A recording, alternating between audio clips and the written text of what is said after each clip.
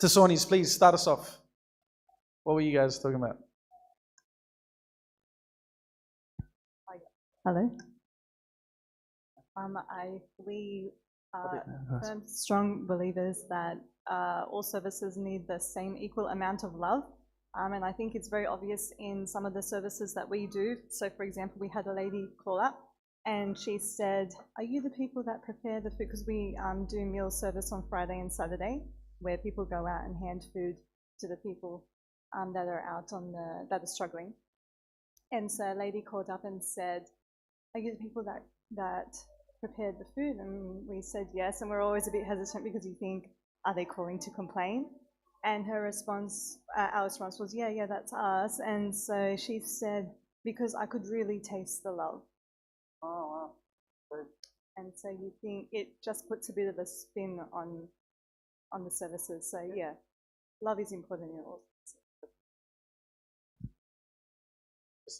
Tante Marie. I don't know if love is important in Sunday school. Not sure. But I guess, yeah, I haven't served in any other service, so I guess I'll leave it for Amin because he served in the food now.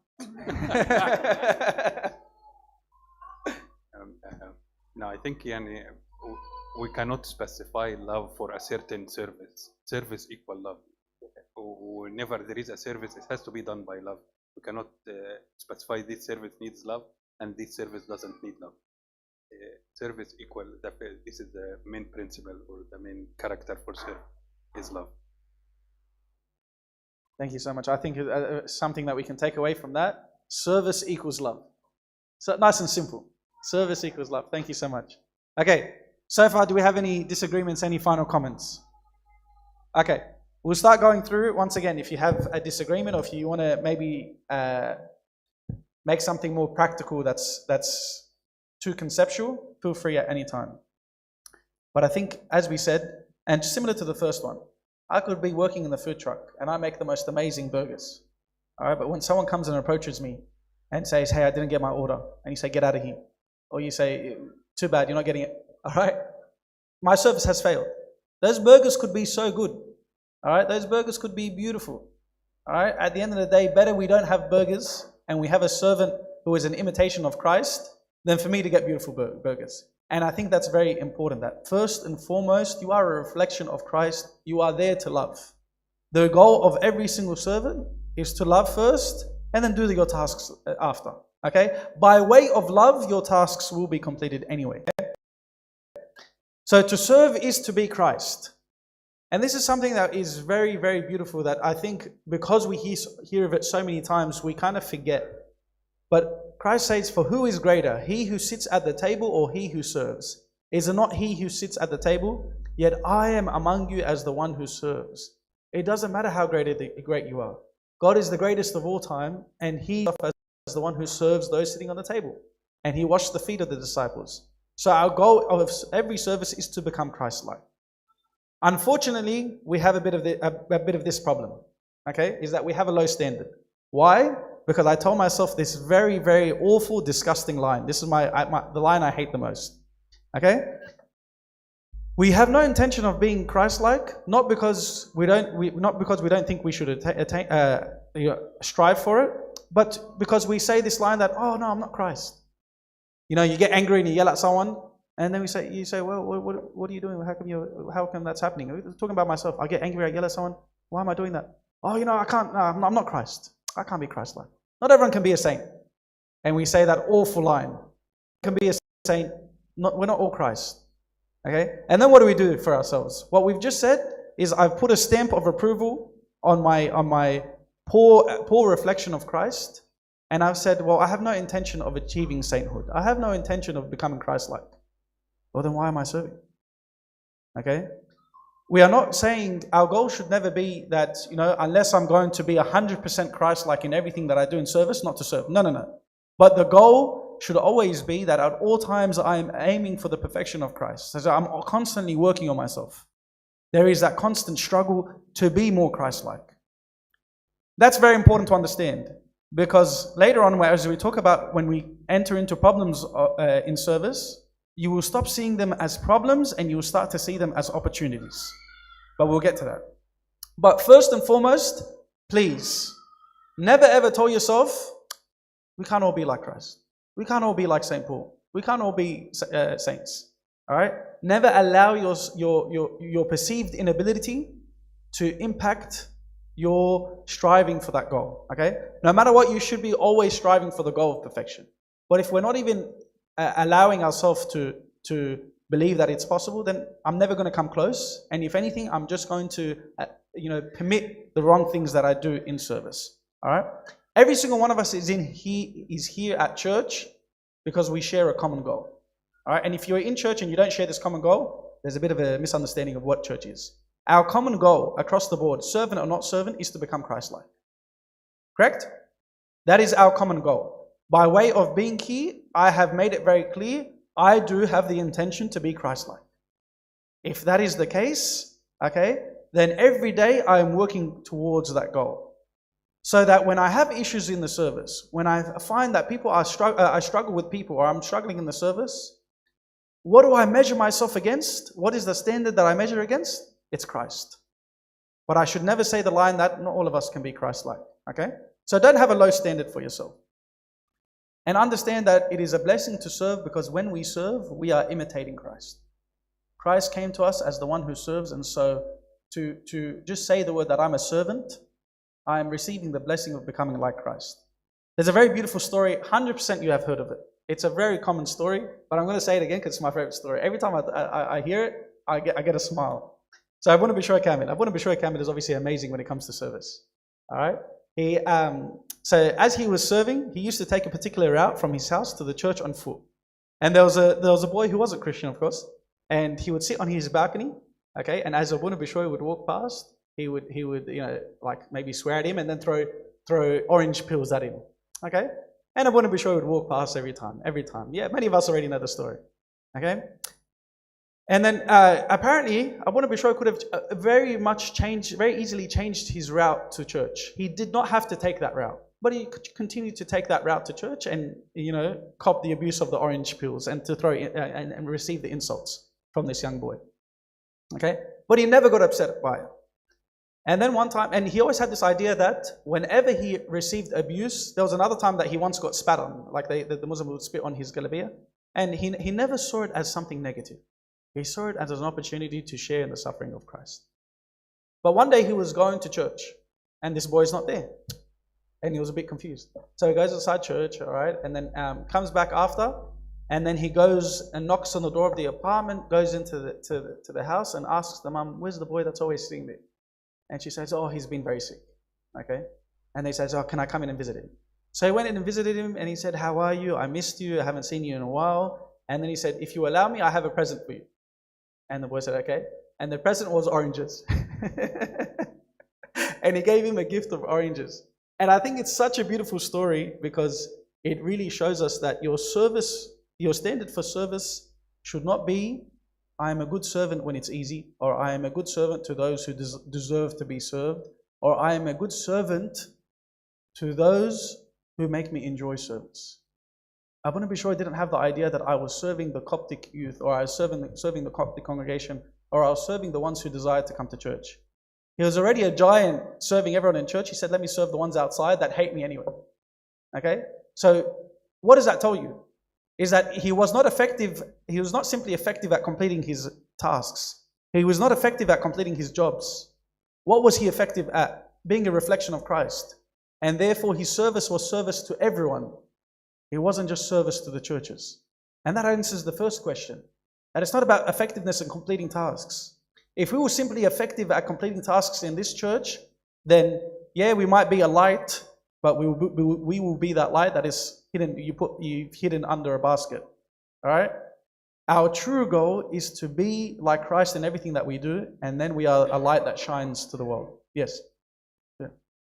Microphone. Where's the microphone? Anyone have the microphone? No? Okay. I'll repeat it.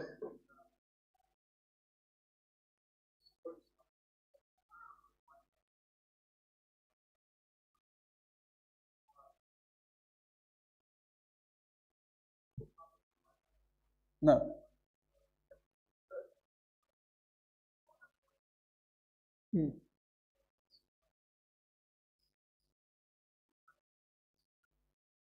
Yeah. 100%. 100%. I'll talk about that at the end. Okay, that's the last slide. Okay, but yeah, definitely, we need to have something that we are regularly practicing in order to achieve that. I want to be sure I didn't achieve that because he heard a nice talk and then it was like, yep, I'm going to do it tomorrow. All right, but that's a very good point. That will come up in the end. In terms of part of how I think that comes across is this. Now, this is very important because we do it without knowing. We do it because it's intrinsic, it's natural, it comes naturally. This is what I do naturally, okay? A lot of the times, our love is selfish and conditional. And instantly you might think that is a big accusation, that is very rude. No, I'm talking about myself also. What do I mean by your love is selfish and conditional? Because I love those who are very easy to love, especially in the service, okay? I love my family because my family loves me. I love my wife because my wife loves me. I love the people that I serve, especially the ones that are fun. The ones that are easy, the ones that listen to me, the ones that tell me, oh, I really loved your Sunday school lesson that you gave. The ones that say, oh, we really missed you. The ones that message me and say, oh, you're my favorite servant. Those are very easy to love. The ones that say, I love the food you cook. The ones that say, you're such a blessing to us. Okay? And then those people become very easy to serve. And I become committed. And I love doing it. Why? Because they're giving me all this nice glory. And then so I continue serving. And then that's great. Well, there is no love there. There's actually no love there. Why? Because your love is conditional. It's selfish. Because that love is the transactional love. All right? That's the love in which, rightfully so, you're going to love them because they give you a lot. They give you what you need. All right? It's cheap. It's the easy love. So we need to stop loving people based on what they do for you. Start loving based on their existence. What does that mean? I should never love a person based on how they make me feel. I should never love a person because I feel good around them. And this comes naturally, so it's difficult to think about it. I should love a person by way of the fact that they exist and they are a human being. Abu Bishra Kamil has another quote. He says, to love is not to see a person based on their status or their gender or what they do for us, right? But through the value that Christ gave them by dying on the cross for them. We truly believe that every single person, if that person was the one person in the world, Christ will still die on the cross for them. That's how much Christ loves them. So if I'm going to make the claim that I love Christ, how much more should I love the people whom Christ loves? Should I love His children? So I need to start seeing everyone in the same standard. Okay, even the ones that make service hard, I have to see them all in the same standard. That standard is, I love them because they are human and that's it. Your standard for love has to be the fact that they are human and that is all. Okay? And really ask yourself, do I love or do I just love the ones that make it easy to love? If I love the ones that make it easy to love, then you know what to pray about. Pray that God gives you more opportunities for hard love. And then that's the next point. But to love, it's to see Christ. If you truly love Christ, which is once again, we are all trying to be Christ-like, right? And we all come to church because I believe that I love Christ, or I'm trying to love Christ. So that means you will see Christ in every single person around you, even the people that make your life so difficult. Okay? And just in the context of something like Sunday school, or in the context of any service, all right, I might serve with people next to me, and then the people that I love the most and the people that I spend a lot of time with are the ones that always we have the same mind, we don't disagree. All right, together I feel like it's very easy to serve with them. Or in the case of Sunday school, the kids that get the extra calls and the catch-ups, they're fun, they're charismatic, and so I give them more attention because I kind of get something out of it. That is not the way that we should be loving. It should be by way of the fact that they are simply humans. So how to love?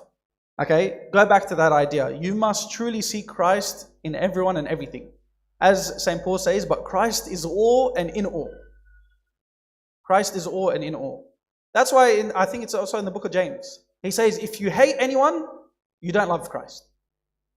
If you hate anyone, you don't love Christ. Because your test, the litmus test of your love is, do I dislike anyone? If I dislike anyone, then I don't yet love Christ because I'm not able to see Christ. I'm not able to see Christ in them. So the test of your love must be your ability to love everyone and see Christ in everyone. Okay? Now this is not for saints. Going back to that other idea of low standard, this is not for saints. This is the bare minimum. The bare minimum of Christianity is to be Christ-like. Bare minimum. Okay? So this is something that you have to be striving and wrestling with every single day. Part of that is empathizing with everyone. Put yourself in everybody's shoes. Put yourself in the place of everybody else, and never allow yourself to be in the position of judge or say, no, if I was in that position, I would never do that. Or they were wrong for doing that. Rather, empathize and make excuses for them. Very important. And you'll see that in the people you serve and the people you serve with. Always make excuses for them. Empathize with them. Understand that they have hurt me, yes. I have also hurt a lot of people. And I hope when I hurt people, they don't hold me accountable. And therefore, because I hope that they don't hold me accountable for that, I also will not hold the people who hurt me accountable. And that is a part of the fact that if you profess to love Christ, so also must you love those around you. Some of the roadblocks to this love, okay? Some of the roadblocks to this love is this. Once again, another quote by Abuna Bishoy Kamil. The ego forms the root of every affliction in the church. Really think about that. Every single issue in the church can come down to issues with your ego. With our ego, of course. Alright? You have to understand, if you are coming to serve, we are putting our hands up to say, I am here to think of myself less. I am not here to be in a position where I have an impact and I feel a sense of purpose and I enjoy service. Yes, those things might come. But service, literally by way of the word, by the definition, means I am putting my hand up and I'm saying, hey, I am here because I'm happy to think of myself less. As St. John the Baptist did. What did he say? He must increase, but I must decrease. The whole point of your service is to disappear. The whole point of your service is to disappear. This is a line that they really emphasized to us when I was in the monastery in Egypt, and they spoke about the priesthood. And our teacher kept on saying, your whole role as a priest is to disappear, disappear, disappear, disappear, disappear. And it was very beautiful because as we read the inaudible prayers of the liturgy, so much of it was about the priest disappearing and so that God may appear. So we saw that in the role of the priest, and likewise it's the role of the servant. You want to disappear so that Christ can appear. And just like Saint John the Baptist did, you are not serving so that you feel good about yourself. You are not serving so you feel that I have an impact on the church. No, it doesn't matter. Okay? Yes, those things can happen. That's great. That's God's grace. That's His mercy. But that is not my goal. Service belongs to God. Your role as a servant is submission. Your role as a servant is submission and for you to disappear. Do not have an attachment to what you do in service, but rather see every action that you have in service as a way of disappearing so that Christ may increase. Okay? An example I like to give about what a servant should be is that a servant should be precisely like the altar utensils. Okay? If I gave you the altar utensil, if I showed you an altar utensil and you didn't know it was an altar utensil, if I gave you the mistira, the spoon, okay, look at it, you're just going to be like, this is a spoon. It has no value. All right? You don't know that it was just used for the body, for the blood. You're going to look at it, it's a piece of metal, it's a piece of silver, it has no value. But now when we use the altar utensils, as deacons, we don't touch the altar utensils. Okay? We put them in nice, beautiful bags and we tie them up tight and we make sure that they're very clean. All right? And they're ornate. All right? Why do we do that? Is the metal in and of itself something beautiful and something holy? No. There is nothing special about the altar utensils other than they are things that just carry Christ. The pattern carries the body of Christ. The mystère is used for the blood of Christ. Same with the cup. Their value comes entirely from Christ. Likewise, your value as a servant comes in your ability to empty yourself so that Christ may be filled. So your value in your servant is not about completing tasks.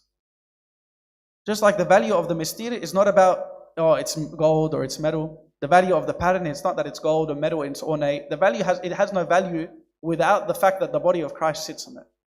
Likewise, you as a servant have no value other than the fact that you are an instrument for God's will. And that is the only thing that you are trying to do.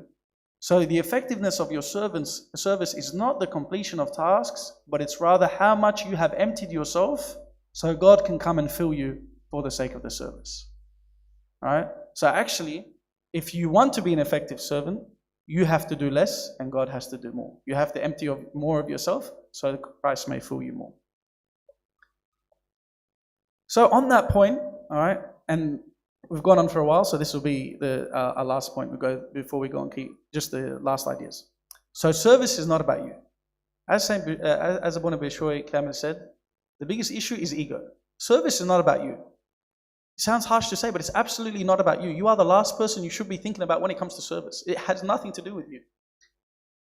Unfortunately, at times we receive difficulty in our service so that so we need to understand that when I receive difficulty in my service, that is not a bad thing. It's actually rather that helps me hone my love or practice my love. Okay? So when we went back to that idea of I need to truly love people around me. But if I'm in a position where everyone makes it easy to love, then I haven't trained my love.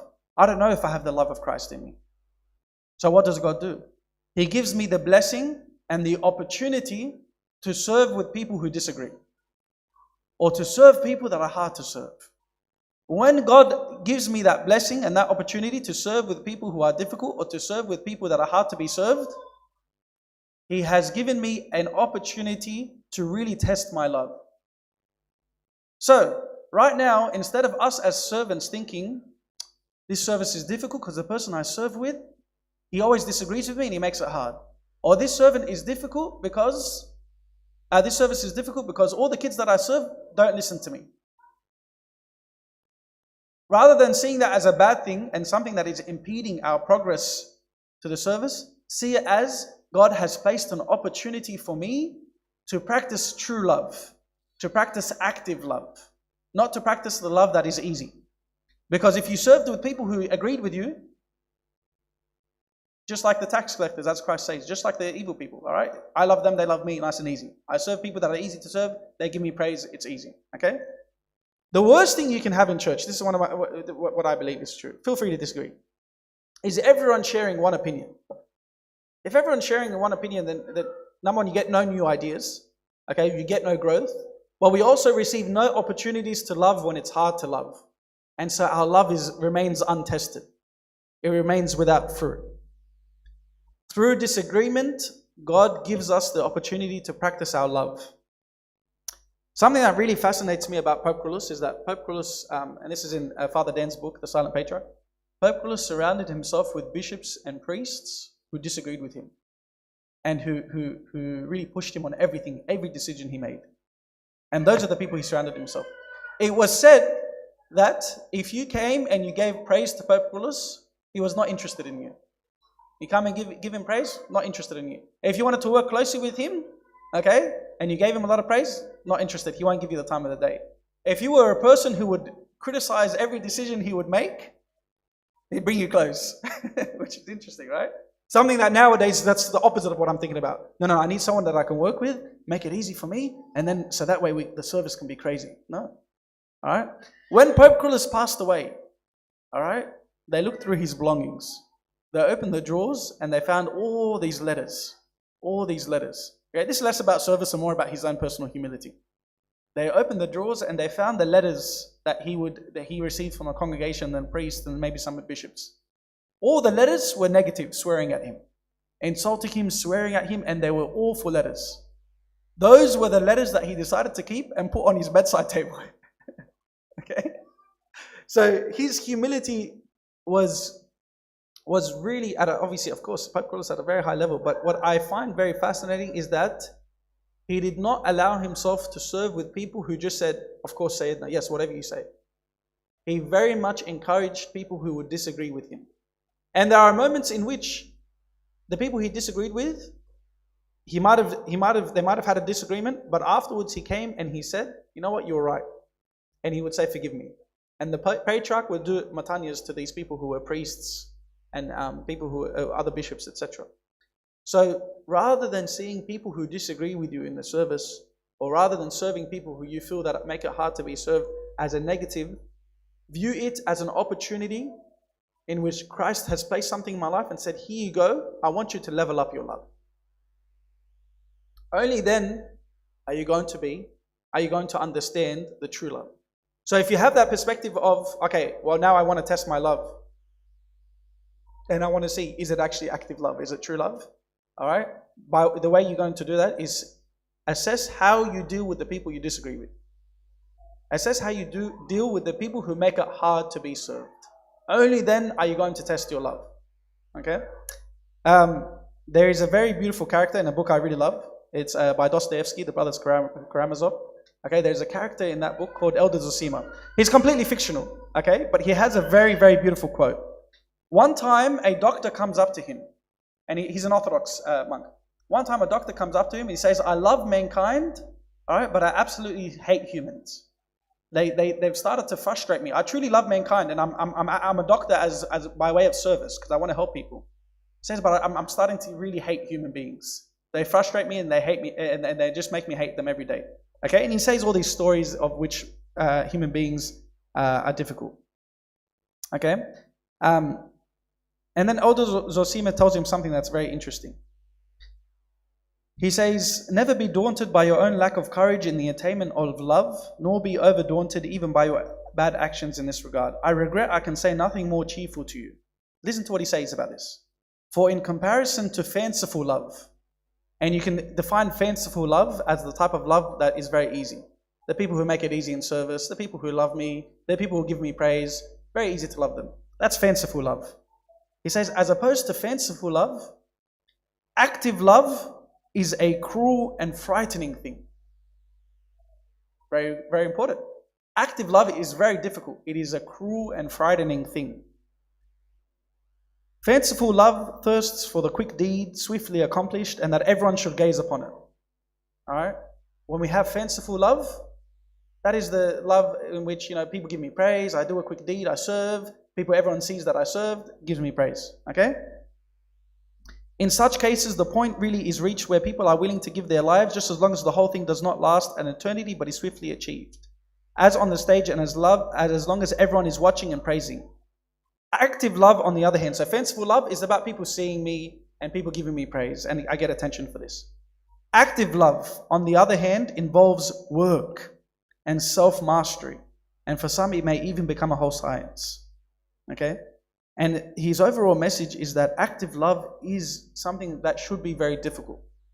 Should be very difficult, and it will take your whole life. But for you to achieve active love, you have to be okay with understanding that, all right, it must come from difficulty in my service. It must come with disagreements.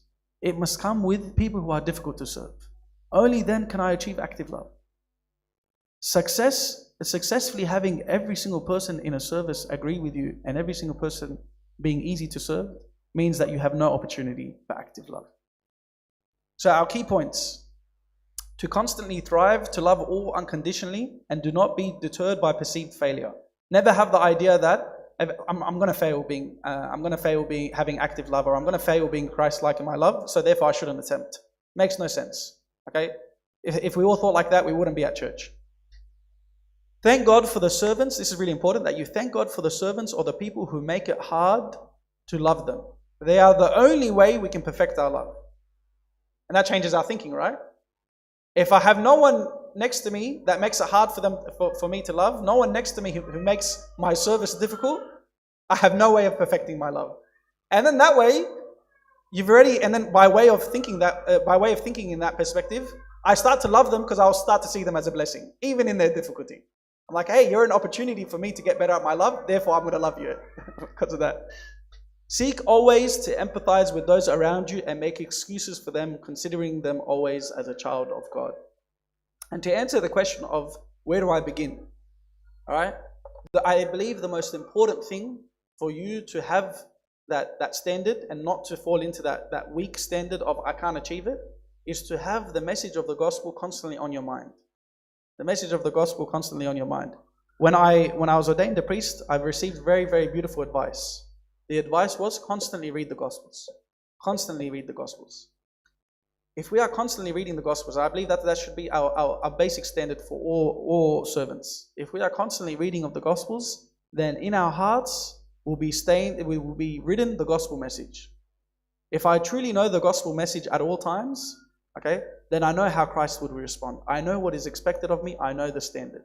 Okay, so I think the first step is going back to the source, constantly reading the Bible. All right.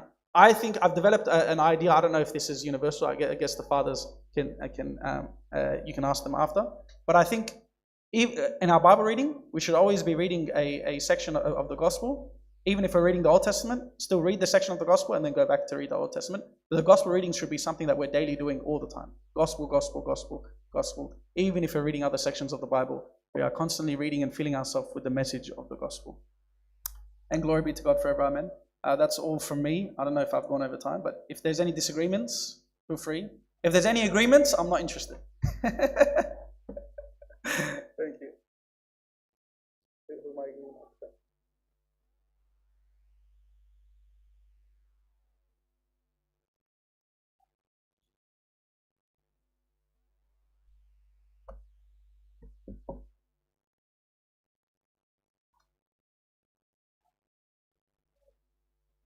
Thank you very much, Abuna. I think that allows us all to be difficult with one another. So thanks for the license. We do it naturally anyway. But keep your thoughts and questions for the workshop. We're just going to get right into it straight away so we're not running late. And then we'll break for lunch straight after that. So might invite Abuna Gabriel. Okay, so we'll just huddle around one group, Abuna? Or one group? Okay. Maybe we'll just come to the corner so we can all sort of sit in a circle, and we'll get our brain juices going.